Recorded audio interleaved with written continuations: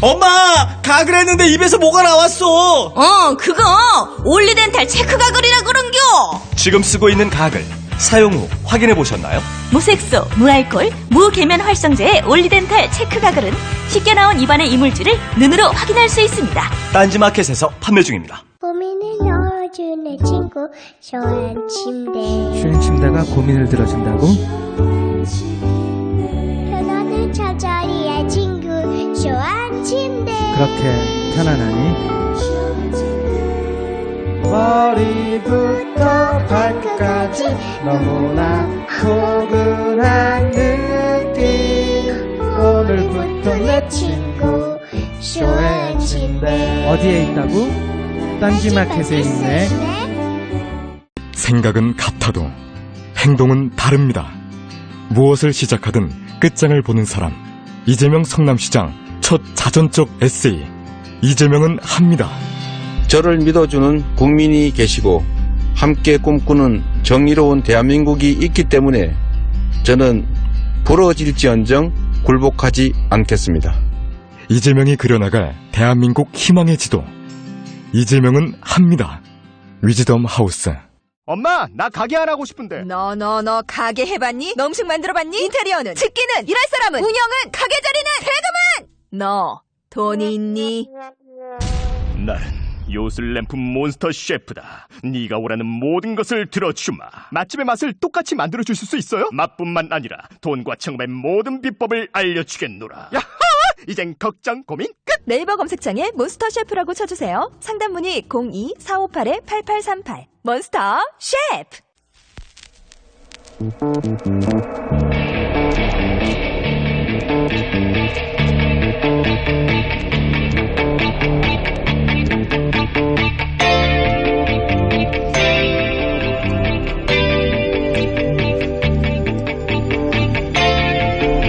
안녕하세요, 김호준입니다. 모두 예상대로 황교안 대행은 특검 연장을 거부했습니다. 예상치 못한 것은 그 이유입니다. 황 대행이 특검 연장을 거부하며 내놓은 이유는 충분한 시간이 보장돼 특검의 목적과 취지를 달성했다는 겁니다. 재벌 수사는 삼성 이외에 시작도 못했고 최순실은 묵비권만 행사다 갔으며 대통령은 아예 만나지도 못했습니다. 부족한 수사는 중앙지검이 있게 하면 된다는 논리도 말이 안 됩니다. 목적을 달성했으면 부족한 수사가 없어야죠. 특히 국정 안정을 위해 특검을 종료했다는 대목은 우습기까지 합니다. 수사를 하다 말면 국정이 안정됩니까? 국정이 안정이 되는 게 아니라 범죄 혐의자들 안심이 되겠죠. 권력의 눈치를 보지 않고 죄값만 따지는 특검은 헌정사상 처음입니다. 이런 특검을 이대로 끝낼 수는 없습니다. 김호준 생각이었습니다.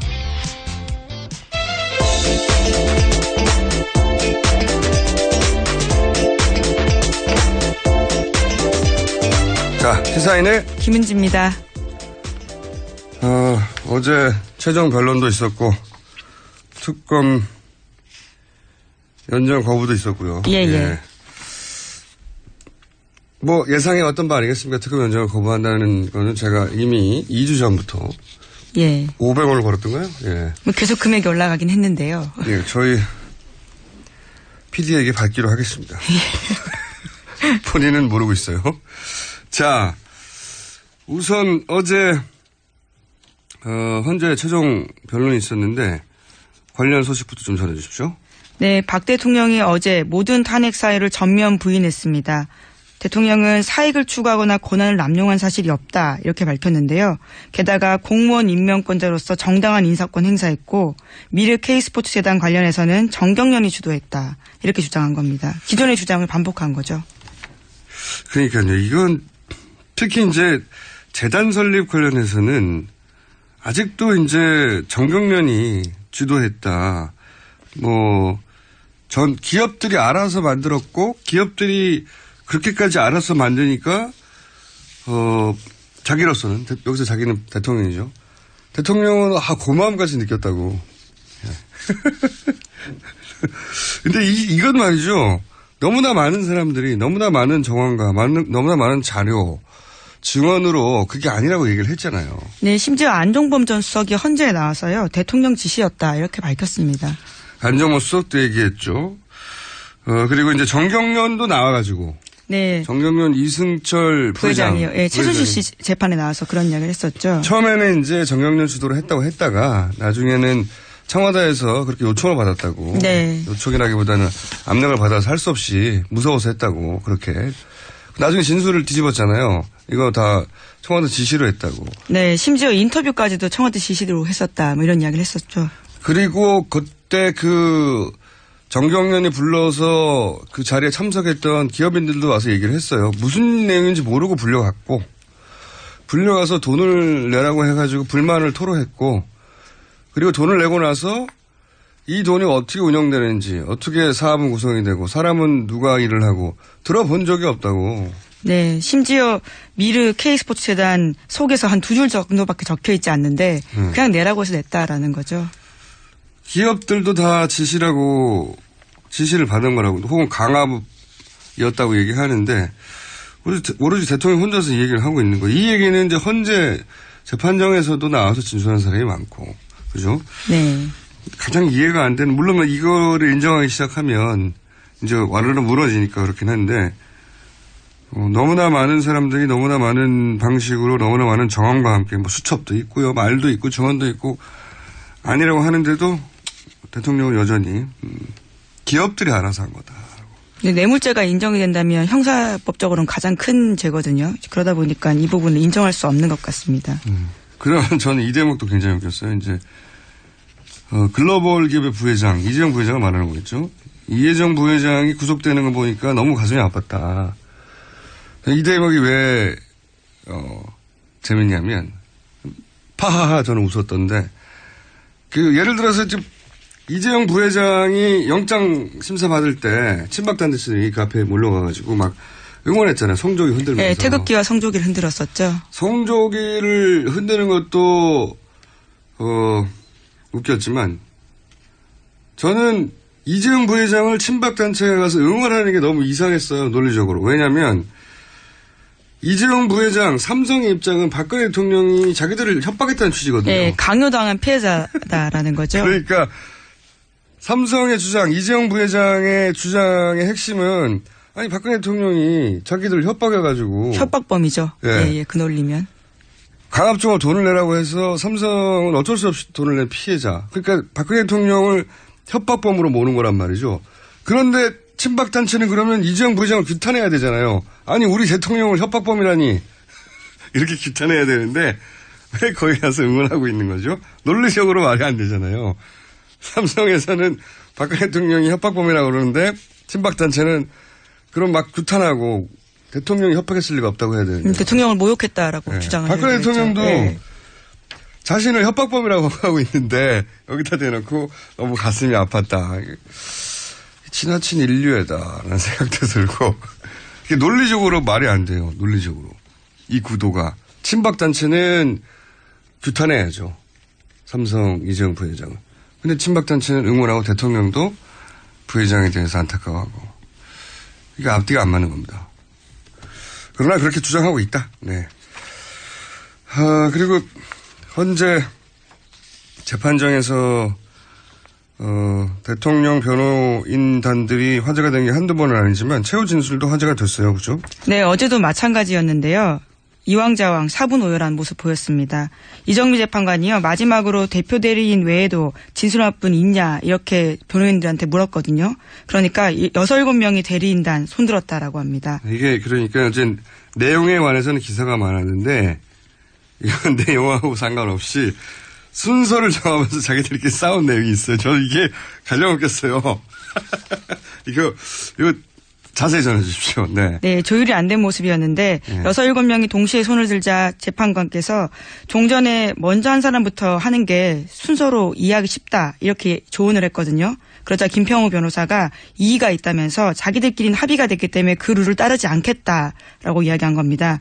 정작 이중환 변호사가 또 거기에 대해서 반박을 한 건데요. 합의가 되지 않았다. 라는 이야기를 하면서요. 재판장님 말씀대로 하겠다. 이렇게 이야기를 하자요. 또다시 김평호 헷갈려. 변호사가. 헷갈려. 예. 제가 정리할게요. 한마디로 말해서, 이정미 재판관이 진행을 하면서, 자, 이제 대표 대리인단이 먼저 했단 말이죠. 그럼 나머지, 여기는 10명이나 되니까. 예, 17명, 20명 가까이 됩니다. 예, 10명이 넘으니까. 예. 진술할 분이 또 있냐? 그랬더니 이제 막 서로 손을 들었어요. 네. 동시에. 그러니까 재판관이 너무 많으니까, 이때까지 쭉, 왜냐면 중간에 들어오신 분들도 있고, 맨 마지막에 들어온 분들도 있으니까. 종전부터 변론을 해오신 분들이 먼저를 해달라. 왜냐면 그게 이제 그 논리가 자기들이 재판관의 입장에서 익숙하니까 그 논리부터 이제 듣고 지나가려고 하는 건데, 그러자 이제 그 김평호 변호인이 아니다. 재판관은 그렇게 해달라고 했지만 우리끼리 다 합의가 됐다. 이렇게 얘기하자 이중환 변호사는 아닙니다. 다시 손을 들어서 합의가 되지 않았습니다. 자기들끼리 싸운 거예요. 변호인단 말을 오히려 반박한 거죠. 네. 자기들끼리 합의가 되지 않았다고. 그러자 이 평호 변호사가 시체말로 짬밥순으로 하자고. 네, 사법 연령순으로 하자. 사법 연수원 졸업순으로 하자라는 네. 건데요. 그러니까 이제 나이를 밀고 나간 거죠. 나이를 밀고 나가자. 이제 재판관이 다시 이제 그러지 말고 내가 정리해줬지 않냐. 재판에 나중에 참여한 분들은 나중에 해달라고 이렇게 다시 한 번 더 정리를 했어요. 개입을 해서. 그래서 다시 서석구 변호사가 나와서 안 된다. 김평호 변호사는 당뇨가 있어서 안 된다고. 네, 김평호 변호사는 왜냐하면 거의 마지막에 들어온 사람이거든요. 그렇기 때문에 아니, 이정미 재판관 순서대로 하면 가장 늦게 해야 되는. 내용을 떠나서 이게 너무 웃겨요. 자기들끼리 먼저 하겠다, 나중에 하겠다, 합의가 됐다 그러고 합의가 안 됐다. 변호사들끼리 싸운 거예요. 그리고 그거를 이정미 재판관이 이제 정리를 해줬거든요. 2번이나. 근데 또 말을 안 들어요. 당뇨도 있다 그러고 사법 짬밥순으로 하자고 하고. 아, 너무 웃깁니다. 변호인단끼리는 보통 얘기를 하고 나오거든요. 그렇죠. 원래 통상은 그런 방식인데요. 이번 헌재 재판에서는 그러지 않았습니다. 서로 각기 다른 주장을 하기도 하고요. 모순된 주장을 하기도 하고 했습니다. 서로 충돌하는 주장도 해요. 예, 변호인단끼리. 예. 누구는 기각해달라고 하고 누구는 각하해달라고 하고 굉장히 의견이 달랐습니다. 희한합니다. 김평호 변호사는 또 이제 변론을 하다가 재판관을 향해서 해야 되잖아요. 변론은 당연히 왜냐하면 판결은 재판관이 내니까 재판관을 향해서 호소를 하는 거거든요. 이러이러한 법 논리가 있다고 법리를 다투는 건데 이분을 거꾸로 카메라를 보고 했어요. 네네. 뒤에 있는. 이분들 재밌습니다.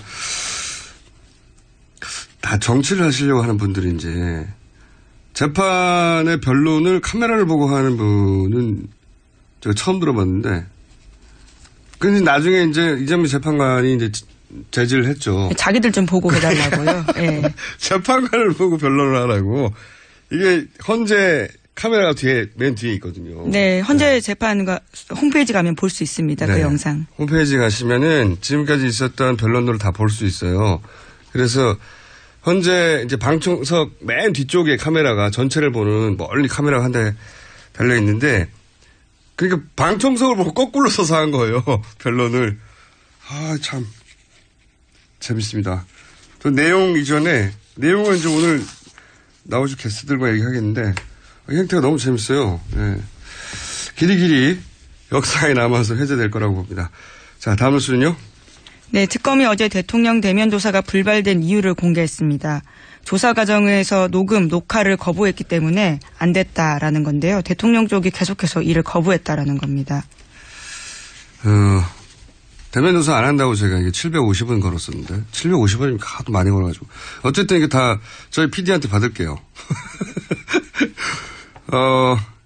이거죠. 핵심은 원래는 녹화 안 해도 된다고 특검이 합의해 줬어요. 네, 1차 합의 때는 그랬었죠. 네. 그런데 이제 날짜가 공개됐다는 이유로 그 대면 조사를 거부했지 않습니까? 네, 핑계죠, 대통령 핑계. 쪽에서요. 네. 대통령 쪽에서는 날짜 공개를 특검 쪽에서 했다고 그랬는데 제가 지난번에 한번 말씀드렸지 않습니까? 화낸 사람이 유출한 거라고. 화낸 쪽에서 유출했을 뿐만 아니라 화를 내며 이런 이유로 안 된다고 이런 이유로 대면 조사 안 한다고 한 그 사람이 공개한 거예요. 당사자. 제가 알기로 그렇습니다. 관련 사람이 공개한 건데 이런 일을 겪고 나자 그러니까 특검은 공개하지 않았는데도 불구하고 저쪽에서 공개해놓고 자기들을 공격하는 걸 겪자 이거 녹음 녹화 안 했다가는 다 진술 받고 나서 뭐라고 언론 플레이를 할지도 모른다. 자기가 한 말을 가지고 해석을 달리하는 게 아니라 특검이 하지 않은 말을 가지고 역으로 이유를 대며 언론 플레이를 했잖아요. 그래서 이제 녹화든 녹음이든 하나는 하자 했는데 그걸 거부한 거죠. 저는 이거는 특검이 이런 요구를 한 거는 너무 당연했다고 봐요.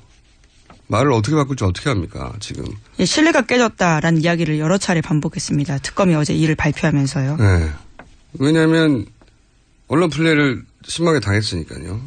녹음을 해뒀어야 된다고 봅니다. 예, 대통령 측에서 엄청난 언론 플레이를 했을 거라고 봐요. 이걸 만약에 안 했다면. 근데 이제 이걸 이유로 이제 대면 조사를 안 했다는 건데 저는 좀 더 큰 그림에서 보자면 어떤 이유에서건 안 했을 거예요.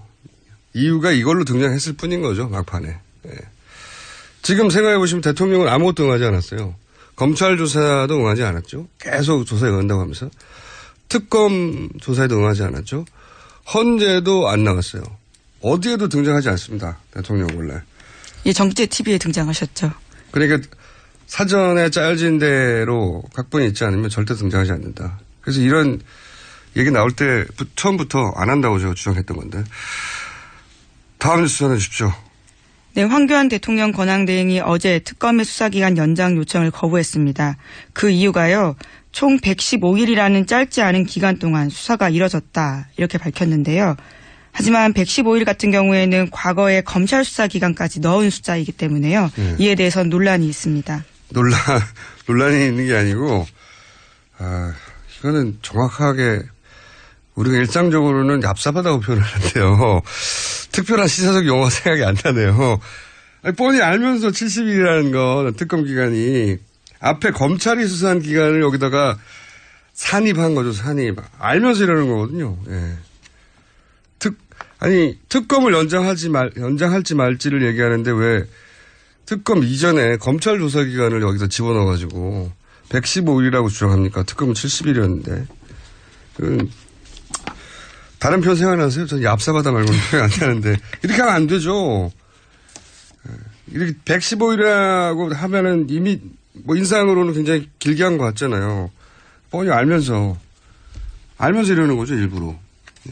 그리고 제일 저는 말이 안 되는 논리가 조기 대선을 치르면 이 특검 영향을 미칠 수 있기 때문에. 예, 그런 이야기를 하고 있죠.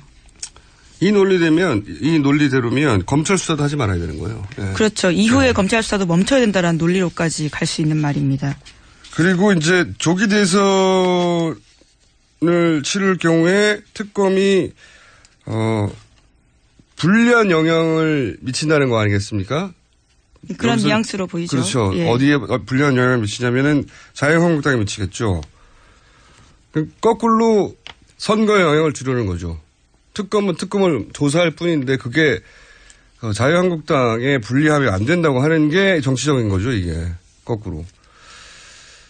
하여튼 어쨌든 거부는 할 거라고 예상하고 있었지만 이런 이유를 댈 거라고는 제가 생각 못했어요. 네. 충분히 조사되었다. 충분히 조사되었으면 다 끝났어야죠.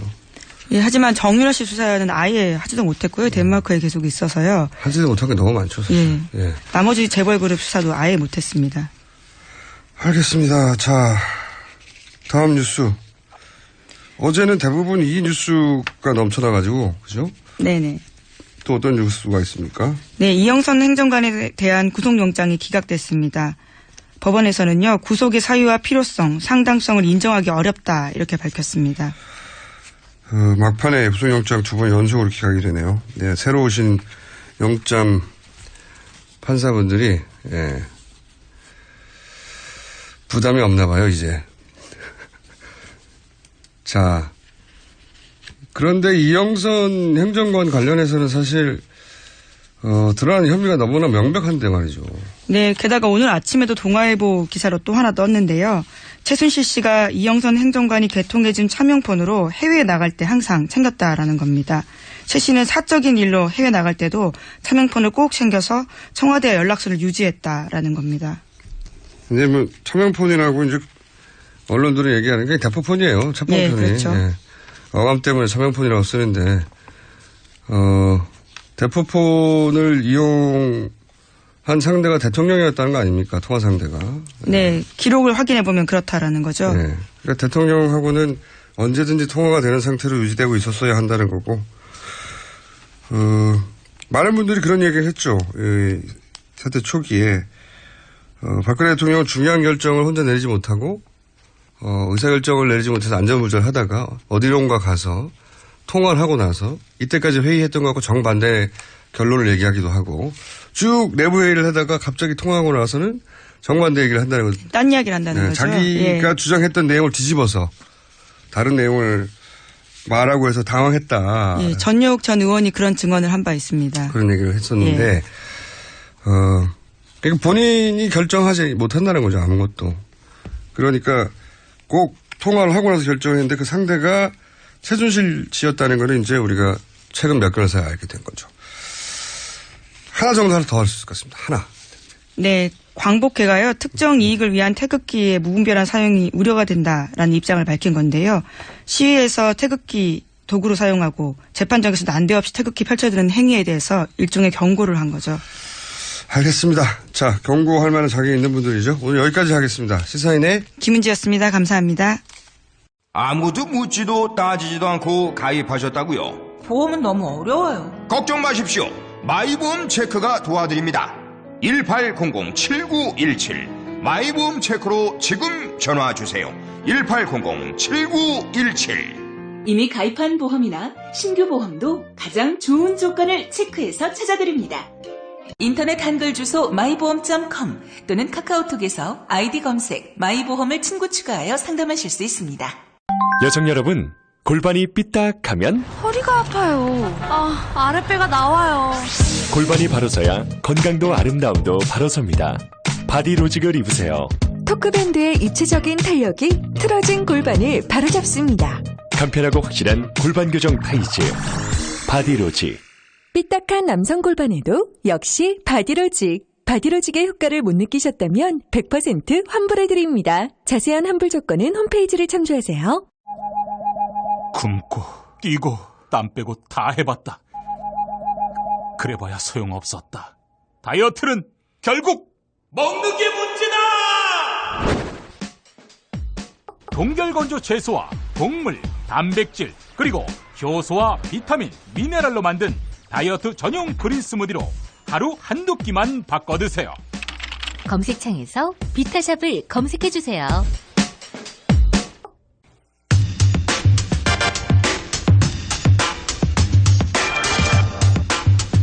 이제 현재 탄핵 결정까지 길어 2주 남았습니다. 어제 특검 연장을 황대행이 거부한 직후 민주당, 국민의당, 바른정당, 정의당 4당 원내대표는 특검을 다시 이어가는 방안을 찾기로 합의를 했고 특검 연장을 거부한 황교안 대행을 탄핵하자는 데는 바른정당이 불참하는 것으로 잠정 결론을 냈습니다. 바른정당의 향후 2주간에 대해서 남경필 경기도지사와 짚어보겠습니다. 안녕하십니까, 지사님. 네, 안녕하세요. 예, 오늘은 대선 후보로서가 아니라 이제 바른정당의 유력한 정치인으로서 한 2주간에 대해서 얘기를 해보겠습니다. 현안이 많지 않습니까? 네, 맞습니다. 예, 우선 특검을 새로운 법안을 만들어서라도 연장하겠다고 어제 이제 사당이 합의를 했는데, 네. 그러면 이제 3월 임시국회를 열어야 되는데, 예. 이 의사 일정에 자유한국당이 합의를 안 할 것 같은데요? 어떻게 보십니까? 그러니까 지금은 선택은 직권산정이에요. 그죠? 정균환 의장께서. 정세균이요. 네. 예. 정균환 아니고요. 정세균 우리 의장. 죄송합니다. 이 시계가 한 20년 전으로 돌아갔네요. 네. 정세균 국회의장. 네. 특검 입법을 위한 직권산정 하시면 되죠. 그게 지금 말씀은 뭐 뻔한 얘기입니다. 지금 하면 돼요. 근데 보니까 할 생각이 별로 없으신 것 같아요. 지금. 그런 부담이 큰 것 같은데. 뭐 부담은요. 뭐 결단이죠. 맞습니다. 그건 저희가 정세균 국회의장과 어떻게든 전화 연결해서 한번 여쭤보고 올 텐데. 아니 근데 정세균 의장도 그렇지만 야당도 예. 지금 민주당도 의지가 없는 것 같아요. 민주당도 의지가 없는 것 같다. 네, 이거 자. 뭐 지금 다들 정치적으로 계산하고 있거든요. 네. 계산할 때 아니다. 지금 법대로 하고 권한대로 하고 어느 게 옳은 길이냐를 따져서 하면 되지. 지금 요 국면에서는 바른정당이 제일 잘하고 있는 것 같습니다. 그래요? 네. 그게 그렇지만 않다는 걸 제가 지금 얘기해 볼게요. 네, 토론 한번 해보시죠. 예, 우선 사당 의석수면 당연히 이제 임시국회 소집하고도 남는데, 그러니까 말씀은 자유한국당 빼고 자유한국당이 새누리당 시절에 단독 국회 소집해가지고 진행한 적도 많죠. 그러니까 야사당이면 의석수도 충분하니까 소집해서 직권상정하자 이런 말씀이신 거죠? 한마디로 요약하면. 그렇습니다. 이 특검법이 얼마나 중대한 일이냐에 대한 판단에 대한 여부인데요. 네. 충분히 직권상정할 만한 사안이라고 생각을 합니다. 그러니까 직권상정이 되면 바른정당은 당연히 찬성하는 거죠. 네네. 근데 이런 건 어떻습니까? 만약에 직권상정밖에 없다고 하기 전에 네. 그 법사위를 통과하면 직권상정 없이도 되는데 바른정당 소속의 권성동 법사위원장은 합의가 있어야 된다고 얘기하셨습니다. 이게 물론 원론이긴 합니다. 원론이긴 한데 예. 이거는 바른정당 내에서 예를 들어서 당론으로 정해서 통과시킬 수도 있지 않습니까? 직권상정 얘기. 아니 그거는 본회의 가면 그 본회의 직권상정 권한은 의장한테 있으니까요. 예. 권한이 있는 의장께서 하시면 되고 뭐 권성동 그 위원장이 직권상정하는 건 아니잖아요. 직권상정은 하지 않지만 법사위를 통과하면 그냥 상정할 수 있죠. 직권상정 근데 아니면. 그 법사위 간사가 반대하고 있잖아요. 제 말이 그 말입니다.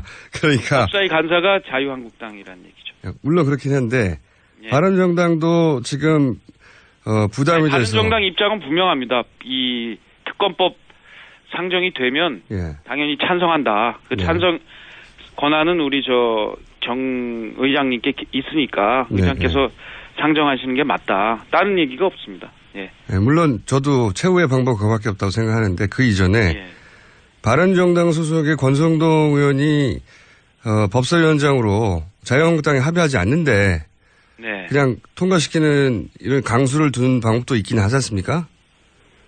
뭐 그것도 방법이겠죠. 예. 근데 그건 안 하시잖아요. 직권상정의 권한은 결국 의장에게 있는 것이고요. 예. 상임위의 직권상정이란 건 없어요. 아니 제 말은 상임위를 통과하면 간사가 지금 그 의사일정에 합의를 안 해주잖아요. 아니 진짜로 그거는 지금 국회 권한과 법대로 하면 되고요. 저는 뭐 그것이 뭐 지금 다 왜 본회의까지 갈 거를 생각하고 특검법 예를 들면 지금 180일 걸리는 패스트트랙까지 생각하는 이유가 결국은 이 김진태 간사가 동의를 안 하기 때문에 그런 거잖아요. 예, 물론 맞습니다. 그러니까 법사위를 통과하지 못하는 것도 자유한국당이 동의해주지 않아서고요. 자유한국당 간사가. 예. 자유한국당이 동의를 안 해줘도 할 수 있는 방법은 본회의 직권상정이라는 거죠. 그렇죠. 근데 이제 직권상정을 정 의장이 망설이는 것도 원내대표들이 합의를 안 했기 때문에 못했기 때문에 자유한국당이 동의를 안 해줘서. 그러니까 자유한국당이 동의를 안 해줘서 못하고 있는 이유는 자유한국당이 동의를 안 해줬기 때문이라는 이유를 대는 것은 법사위나 직권상정을 하지 않는 국회의장이나 마찬가지라는 말씀을 제가 드린 건데 여하간 최종적으로는 국회의장이 직권상정하는 카드밖에 남지 않았다는 거고요. 그죠? 네, 그렇습니다. 그리고 직권상정이라도 해서 통과시켜야 된다는 입장이신 거고. 그렇습니다. 예. 그러면 이제 바른정당이 단체로 정세균 국회의장 찾아가서 직권상정하라고 퍼포먼스도 하고 그럴 필요도 있지 않습니까? 왜냐하면 네, 그렇게 말씀드릴게요.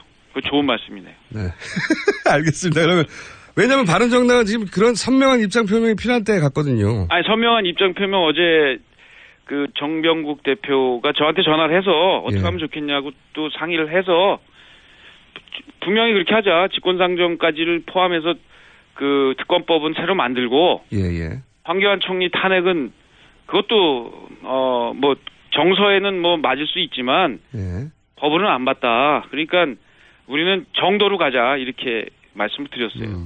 근데 여기서 다시 한번 또 헷갈리거든요. 직권상정해서라도 특검을 이어가야 한다는 바른정당이 이제 그런 특검을 종료시킨 황교안 대행의 탄핵에는 또 반대 혹은 불참하고 그건요. 이거예요. 법대로 하자는 겁니다. 뭐냐?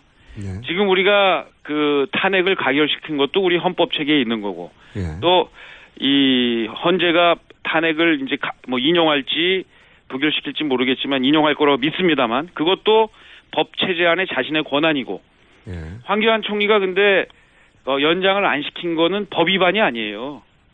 법을 위반하지 않았는데 탄핵할 수는 없거든요. 박근혜 대통령은 우리가 지금 헌법을 위반했다고 생각하기 때문에 탄핵을 지금 주장한 거고 그렇다고 황교안 총리가 특검 연장 안 한 것을 잘못했죠. 그렇지만 법 위반을 한 건 아니잖아요. 근데 그렇게 해석하기도 하고 다른 해석도 있습니다. 법적으로. 그러니까 이게 이제 해석하죠? 그건 좀 이해가 안 되는데. 그거는 저도 법률가는 아니어서 법률가한테 법대로 하면 되는데요. 지금 법과 정치적 주장을 막 섞어서 하는데 예를 들면 탄핵하자고 법 주장은 할 수 있어요. 그렇지만 탄핵에 황교안 총리가 과연 법을 어겨서 탄핵의 소지인지 아닌지는 분명히 법률가들한테 물어보면 금방 압니다. 저도 법률가한테 물어봤는데요. 그러니까 뭐냐면 소지가 된대요. 그러니까요. 왜냐하면 특검이 수사 목적을 달성했는지 안 했는지 판단은 수사를 하는 특검이 하는 거고요. 그런 해석이 있습니다. 그러니까 수사 내용을 모르는 황교안 대행이 수사 목적을 달성했다고 판단을 해서 종료시켜버리면 안 된다. 왜냐하면 이거는 특검이 필요하다고 요청을 하면 대통령은 별도의 판단을 하지 않고 승인을 해주는 걸로 이 문구는 해석을 해야 한다. 아니 근데 과거에도 지금 특검법 연장 안 한 경우가 많았는데 특검이 요청을 3번 해도 있습니다. 근데 그러면 그동안 계속 탄핵을 했어야죠. 아니죠. 그때는 이게 그것도 또 특검이 필요하니까 연장 요청을 했을 거 아니에요.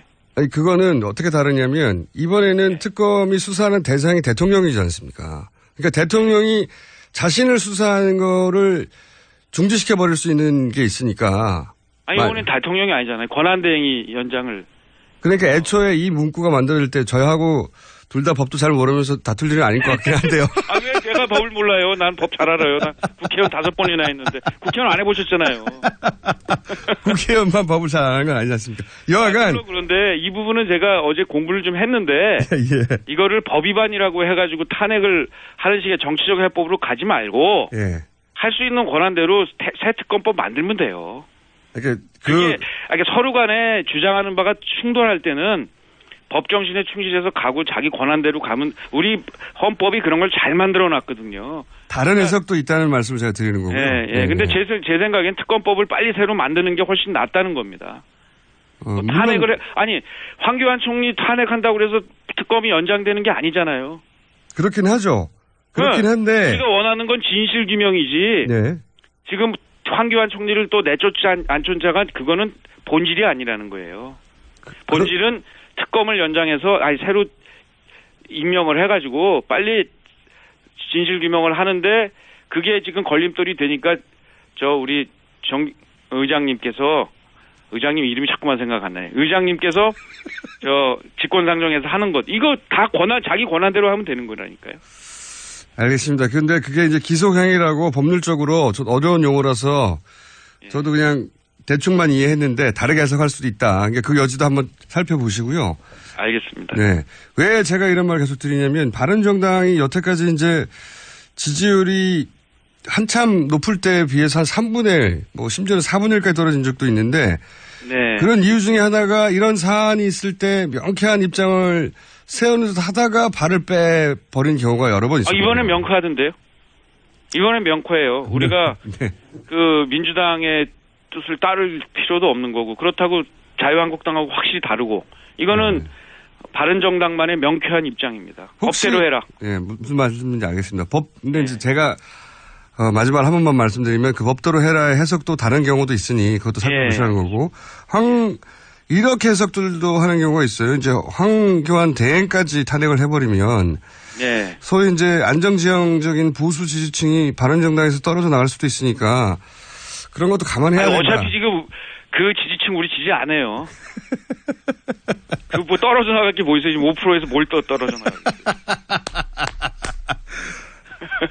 자, 이거 어떻게 생각하십니까? 그 말씀 동의하고요. 네, 그러니까 지금 우리는 거기 기웃거려서 안 돼요. 근데 기웃거리는 분들도 있긴 있는 것 같아요. 그죠? 당내에. 그거 뭐 개인을 다 어떻게 하겠어요. 뭐 보수단이라 하고 자꾸만 그러는데 그 기웃거려서 될 일이 아니거든요. 저도 동의합니다. 네. 근데 이제 저랑 자유한국당하고 손을 잡을 거면 뭐하러 나왔냐는 거죠. 네. 그냥 있지.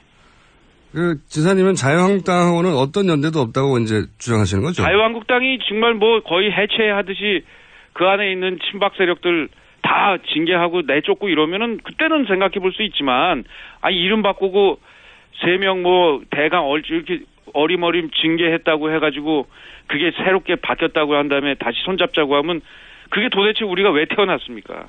스스로 부정하는 거지. 유승민 의원이 특히나 좀 입장이 다른데, 그죠? 도대체 이해가 안 돼요, 그건 저도요. 당에서도 그거 하지 말자라고 다 했는데, 토론 때만 나가서면 그 얘기를 하시거든요. 제가 웬만하면 그 얘기 하실 거면 그냥 다시 돌아가십시오라고 얘기했는데, 돌아가지도 않으시고 계속 얘기를 하시니까 도대체 이해가 안 됩니다. 대구 뭐 정서 때문에 그런 건지 좀 이해가 안 돼요. 그 며칠 전에도 다시 우리 비상식 국회의 만나가지고 다 지도부하고 모여 앉아가지고는 더 이상 그 얘기는 하지 말자. 이건 우리 당론이고 우리가 아예 우리의 그 태생의 정체성의 문제니까 이 문제는 다시 거론하지 말자라고 했는데 어제 또 관훈 토론 가서 그 얘기를 하셨더라고요. 저희가 유승민 의원도 모시고 그 얘기를 여쭤보긴 하겠지만 이게 반복적으로 나오는 데다가 이게 이런 얘기 나올 때마다 지지율이 처음 나왔을 때 크게 한번 떨어졌던 걸로 기억하고 그죠? 도움이 안 되는 것 같은데도 계속 하는 이유가 뭘까요? 모르십니까? 저도 이해를 좀 물어봐 주세요. 우리 저 김어준 선생님 그런 거 잘하시잖아요. 알겠습니다. 저도 궁금해서 토론을 좀 제안하는데도 토론도 안 되고 그러니까 뭐 3자를 토론시켜 주시든지 좀 답답합니다. 저도 그렇다고 뭐 어떻게 뭐 입을 막을 수도 없는 거 아니에요. 뭐 마스크를 씌울 수도 없는 거고. 유승민 의원과 그 남지사님 두 분을 저희가 한꺼번에 모시면 나오시는 거죠? 그럼요.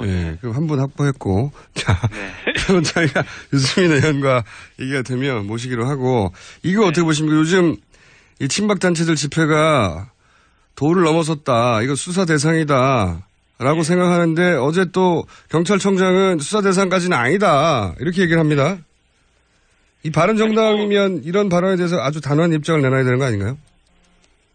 그러니까 뭐 이제 테러 가능성 뭐 이런 거에 대한 거죠. 그런 것도 있고 예를 들어서 뭐 박영수 특검을 아주 특정해가지고 그 집 앞에 몰려가가지고 방맹이로 휘두른다든가 뭐 사진을 불태운다든가 하는 것은 직접적인 위해가 아니더라도 상당히 스트레스를 받고 무서울 수 있지 않습니까? 실제 가족들을. 그럴 수 있죠. 이런 행위를 그냥 둬야 되나요? 좀 안 했으면 좋겠어요. 뭐 법으로 뭐 처벌한다기 이러기 전에 그런 거 안 했으면 좋겠는데 계속 한다고 그러면 뭐 그 협박 이런 거 될 수 있겠죠. 저도 사실은 정치하면서 협박 많이 받아봤는데 괴롭습니다. 사실 가족들도 괴롭고요. 그렇죠. 정치인들이 어쩔 수 없다. 누가 몽둥이 들고 서 있다는 제보도 많이 듣고 했는데 사실 무섭죠. 저보다는 가족들에 대한 위해 이런 것들은 테러 집단이나 하는 짓이기 때문에 그런 거 필요하다면 처벌해야죠. 정치인들은 뭐 어쩔 수 없는 면이 있지만 박영수 특검은 정치인도 아니지 않습니까? 더군다나 지금 어쩔 수가 없어요. 정치인도 가족들이 인권이 있죠. 아니 제 말은 정치인들의 숙명 같은 부분이 있긴 한데 지금 검사를 위협하는 거거든요. 이게 맞습니다. 이건 수사를 방해하는 행위고요. 잘못된 행위죠. 정말 그거는 그런 얘기를 계속해서 한다면 그건 뭐 당연히 범법 행위죠. 자, 가짜뉴스 역시 이게 수사 대상 아닙니까? 맞습니다. 이런 거 제가 보기엔 바른정당에 치고 나와서 가짜뉴스. 말씀이네요. 예. 네. 또는 뭐. 오늘 회의 가가지고 우리 김어준 선생 제안이라고 우리 한번 받아보자고 얘기할게요. 정말 좋네요. 가짜뉴스라든지 하여튼 지금 특검에 대한 협박 이런 것들은 예. 당장 중지해야죠. 그러니까 소위 이제 탄핵이 인용되는 것이 맞다고 생각하고 특검 연장이 돼야 된다고 생각하는 분들이 7, 80% 이르는데 이런 분들에게는 이런 뉴스들이 굉장히 스트레스거든요. 네. 근데 정치권에서는 아무런 조치가 없고 그렇다고 사정 당국도 움직이지 않으니까 너무 답답한 거죠. 이게 분명히 문제인데 왜 아무도 조치를 취하지 않는지. 이럴 때 바른정당이 확 치고 나와서 7, 80%에 호소하면 지지율이 올라가지 않겠는가. 네.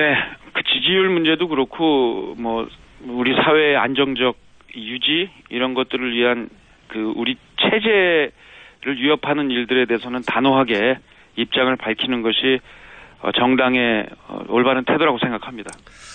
알겠습니다. 자, 그러면 이런 가짜뉴스나 친박들을 집회, 이게 혹시 너무 일사불란하고, 컨트롤 타워가 있다고 생각하진 않으십니까? 그것까지는 잘 모르겠어요. 뭐, 그런 생각은 들어요. 뭐 이게 예산도 많이 들 텐데. 그러니까요. 뭐 굉장히 자발적인 건지 아니면 뭐가 있는 건지 이런 데 대한, 어떻게 이렇게 일사불란하게 하지 이런 생각은 듭니다만, 뭐, 무슨 정보나 거기에 관련된 증거 이런 게 있는 건 아닙니다. 짐작 정도만 하신다는 거죠? 네, 그렇습니다. 합리적 의심. 네. 왜냐하면 이게 최순실도 없고 문고리 3인방도 없고 김기춘 비서실장도 없고 그러면 누가 이런 컨트롤 타워 역할을 하고 있을까 하는 의구심이나 뭐 그런 거는 들 수밖에 없지 않습니까? 근데 최근에 그런 것도 있어요. 자발적으로 가신 분들도 꽤 많더라고요. 뭐 집회는 그렇긴 한데 네, 참석하는 사람들은. 근데 지금 예를 들어서 뭐 친박 집회들 박영수 특검 집 앞으로 모여라. 신속하게 거기서 모이고 이거는 쉽지 않거든요. 뭐 장비나 인원이나.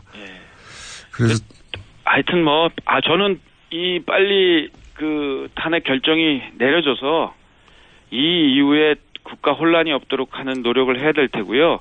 그게 이제 정치권의 굉장히 중요한 역할일 테고 대통령 후보들의 역할일 텐데 결국에 요즘 보면서 제가 연정밖에 방법이 없구나. 이 합리적인 세력들의 권력에 대한 협치에 대한 동의, 그걸 통한 연정, 이거밖에 우리 대한민국을 하나로 만드는 길은 없겠구나 하는 생각을 다시 하게 됩니다. 그렇다면 여기서 연정의 대상은 국민의당이 되는 거죠? 도지사님한테는? 민주당도 됩니다. 아, 민주당까지도? 네. 민주당이 되는데 민주당 안에 지금 연정은 서로 권력을 공유하겠다는 생각이 있는 분들이 하는 건데요. 네. 문재인 후보는 거기에 대해서는 없는 것 같습니다. 아직까지 얘기를 들어보면. 소위 이제 민주당 내 비문 세력과도 연대가 가능하고 국민의당도 연정이 가능하고 네. 다만 자유한국당은 안 되고 이런 입장이신 거죠? 자유한국당도 있어요. 근데 그 안에 지난번에 탄핵 찬성한 분들 한 30분 계시거든요. 예. 그분들은 이제 탄핵 인용되면 그 안에 있으면 안 되죠. 나와야죠. 나와서 바른당에 오시든 아니면 뭐 바른당도 싫으면 제3의 정당을 만드시든 그 자유한국당에서는 나와야 됩니다. 탄핵 찬성한 의원 30명은. 국민들이 다 알고 계세요.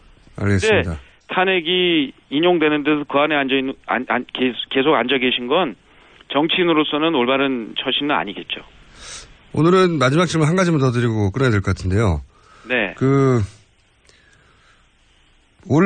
분명한 주장을 하시는데, 그리고, 유승민 의원의 지지율 하락에 영향을 준 이제 자유한국당과의 이제 단일화 얘기에 대해서도 단호하게 비판을 하시는데, 네. 그런데 왜 본인의 지지율을 움직이지 않을까요? 그게 저도 궁금해요. 근데, 그런 얘기를 했어요. 그 샤오미의 레이준 회장이, 돼지도, 태풍의 길목에 서면 하늘을 날 수 있다. 하늘을 날 날이 올 거라고 봅니다. 아, 태풍이 와야지 날 수 있지 않습니까? 태풍은 바로 탄핵 인용과 함께 올 수도 있습니다. 민심이 미래에 대한 준비, 걱정, 4차 산업혁명 시대에 대한 준비, 또 이 연정을 통한 국론의 통일 이런 것들을 원하시는 쪽이 온다면 태풍이 될 수 있습니다. 그런 태풍, 탄핵이 인용된 이후에 지지율이 제대로 된 지지율일 것이다. 그때 반영될 것이다 보시는 거군요. 네. 네, 노력하겠습니다. 근데 이제 태풍이 불어서 뜨는 것은 그건 이제 본인이 날아가는 게 아니고 날리는 거죠. 근데 날렸다가 네. 지금 보면 그동안 날렸다가 바로바로 꺾였어요, 후보들이. 예. 보니까 문재인 후보만 그냥 계속 있고 예. 나머지 날았던 후보들이 이제 다 많이 추락했는데 본인은 아니다. 계속 날 수 있느냐는 본인의 철학, 정책, 행동 이런 것들이 하나로 모아져서 국민의 뜻에 맞으면 계속 날겠죠.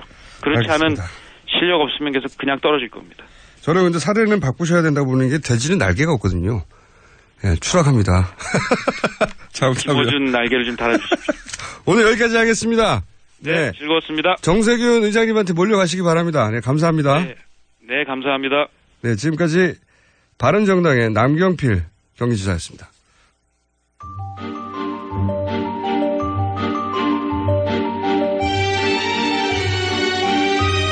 자, 오프 더 레코드. 오늘은 시간이 좀 짧아서 메인으로 진행하다가 혹시 재밌으면 3부로 이어질 수도 있습니다. 하영 기자 연결됐습니다. 안녕하세요. 네, 안녕하세요. 한겨레 하영 기자입니다. 자, 안희정 캠프의 마크맨으로서, 최근에 이제 지지율이 하락하고 있잖아요. 네. 예. 내부 분위기를 일단 총평해 주세요. 어떻습니까? 뭐 일단 밝다고 할 수는 없는데요. 예. 그 내부에서는 그 여론조사와 현장 분위기는 좀 다르다. 예. 일단 이렇게 이야기를 하고 있고요. 그게 다르다는 게 무슨 얘기죠? 그러니까 현장 분위기를 보면 예. 여론조사가 주춤하는 것보다는 여전히 바람을 타고 있다. 아하. 이렇게 이야기를 하죠. 특히나 이제 핵심적으로 경선에서 중요한 지역인 호남. 예. 그리고 본인의 지지 기반인 충청 지역에서는 여전히 굳건하다라고 이야기는 하고 있습니다. 다만 좀 더 속을 들여다보면 실제로 메시지의 조정은 있어야 하는 거 아니냐 이런 이야기는 좀 하고 있고요. 그게 이제 그 지지율이 뭐 20%대였다가 뭐 18%대였다, 막 2% 정도 전체적으로 차이 나는 거 가지고는 사실은 그 사람들을 만나서는 감지할 수가 없죠. 예, 그 정도 그렇죠. 차이는. 예. 그래서 그냥 그 느낌인 것 같고, 그죠? 과학적인 데이터가 아니라. 근데 지금 각종 여론조사에서 지속적인 상승세였다가 이게 정체 내지는 하락 국면에 들어간 것만은 사실이거든요. 확실한. 사실이죠. 확실한 데이터로 입증이 되는 건데, 지금 이제 기자들 향해서 자신있게 얘기하는 거 말고 내부 실제 분위기 있지 않습니까? 이게 따로따로 만나서 얘기할 때. 그렇죠. 걱정이, 요체가 뭡니까? 이렇습니다. 그러니까, 정권을 잡은 이후에 본인의 비전에 대해서 이야기를 했다라는 겁니다. 그렇죠. 말씀드리자면 대연정이라든가 아니면 사드 배치의 신중한 태도는 여러 가지 그 국제적인 문제라든가 아니면 국내 정치적인 상황을 고려해서 정권을 잡은 이후의 비전, 본인이 안정된 이미지, 안정된 태도를 갖고 있다는 걸 얘기를 했단 말입니다. 그런데 지금 현재 상황에 대해서는 본인도 분명하게 이 국정농단의 책임을 져야 그 박근혜 대통령에 대한 책임을 묻는 것이 가능하다라고 생각은 하고 있거든요. 근데 그런 것들이 제대로 전달되지 않았다라는 거예요. 그것에 대해서 전략 수정이 좀 필요하다. 안 그러면 지지율이 좀 심각해질 수도 있다. 이런 내부 분위기도 있죠. 특히나 호남에서는 실제로 아까 제가 애초에 말씀드린 캠프에서 인지하고 있는 여전히 현장 분위기는 좋다. 이거 말고요. 제가 호남에 좀 연락을 해보면 그쪽에서는 이래요. 그러니까 안희정 캠프 관계자들을 좀 만나면 지지를 하겠다라는 의사를 표명하고 문재인 전 대표 캠프 쪽을 만나도 그렇게 이야기를 하는 경우들이 있어요. 그러니까 그 사이에서 고민을 좀 하는 분들이 많아진 거죠. 그러니까 이게 과연 안희정 지사 쪽에 유리한 것인가라고 봤을 때는 사실은 그렇지 않죠. 왜냐하면 문 전 대표 쪽은 조직적으로 표를 모으고 있는 상황이고요. 조직이 움직이고 있는 상황이고 안 지사 쪽은 바람을 타고 있는 상황이기 때문에 이렇게 관망세가 지속된다는 거는 특히나 지금 탄핵 정국이 어떻게 될지 모르는 상황에서는 굉장히 좋지 않은 상황이라고 내부적으로도 좀 알고 있습니다. 한마디로 이제 인지도는 올렸는데 내부 경선에는 오히려 거꾸로 불리해지고 있는 거 아닌가, 이게 이제 냉정한 분석일 것 같은데. 네, 맞습니다. 예. 내부적으로는 그런 분석이 없나요? 내부적으로도 분석은 있죠. 그런데 그런 분위기가 전달되는 것 자체가 사실은 본인들이 앞으로 선거를 유지하는 데 있어서 굉장히 좋지 않은 상황이거든요. 그리고 이제 토론도 있고 앞으로 탄핵 심판 결정 이후의 상황은 어떻게 될지 잘 모르기 때문에 지금은 어쨌거나 본인이 밝혀온 소신을 꺾지 않되 본인이 오해받고 있는 지점들에 대해서 분명히 이야기한다, 이 정도 기조를 유지하는 거죠. 이건 유지하는 겁니다. 뭐 지금 상황에서 기조는 유지하되 이야기는 생각하지 않습니다. 예. 기조는 유지하되 오해를 풀자, 이 정도 수준. 그렇죠. 예. 뭐 기조의 완전한 뭐 변경이라든가 아니면 새로운 전략으로 나온다는 이건 아니고. 예. 그 정도 수준에서 약간 보완하자 정도군요. 왜 그러냐면은 잠깐만요. 예. 시간이 다 됐어요. 왜 그러냐면은 3부에서 잠깐 더 들어보기로 하고요. 예, 그럴까요? 네. 자, 시간이 네. 정신없이 지나가 버렸습니다. 3부에서 다시 이어 듣겠습니다. 한겨레 하영 기자였고요. 저는 김어준입니다. 잠시 후 3부에서 뵙겠습니다.